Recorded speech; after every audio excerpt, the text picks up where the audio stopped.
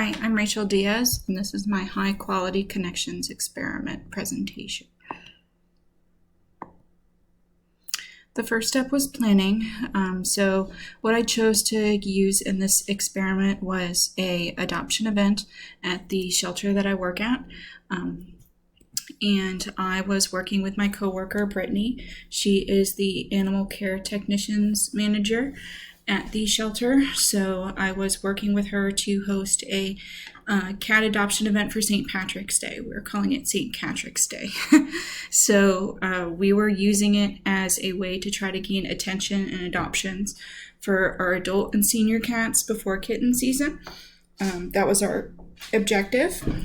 We wanted to set up meetings with potential sponsors for the event because we wanted to offer discounted adoption rates for the public, and then hopefully find a corporate sponsor to reimburse us for those discounted rates.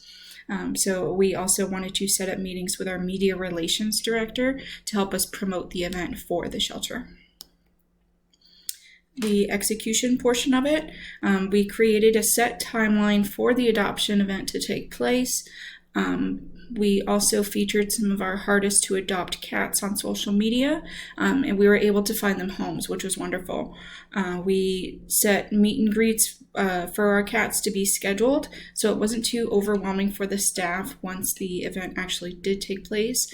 And because it was a St. Patrick's Day event, we did a little mini photo shoot. We dressed up some of the cats on theme, and the public really seemed to like that, and that helped gain them some attention too.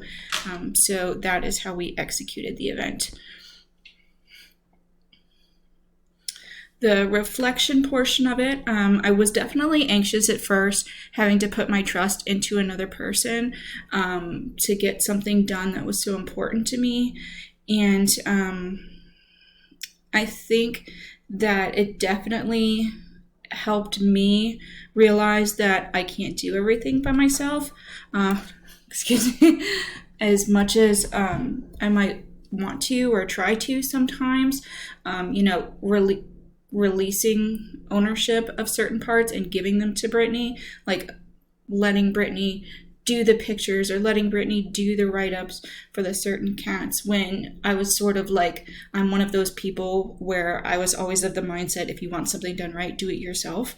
So I was very trepidatious for a little while of giving up some of that ownership, but it definitely worked out in the end, where I was able to focus on some portions of it, she was able to focus on some portions of it, and she did an incredible job with what she did, and I did a great job with what I did because I was able to put more work into fewer things, so it came out better.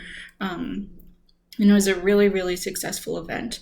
I plan on implementing the high quality connections in the future with my TNR efforts, which stands for Trap, Neuter, Return. That's something that I also do at my job, as I go out and I help trap community cats and bring them in for spay-neuter services. And that's something else that I struggle with sometimes, where I will try to micromanage everything and do it all myself, where that's really a community effort. So that's something where I'm going to try to divide some of those, what's the word I'm looking for? Divide some of the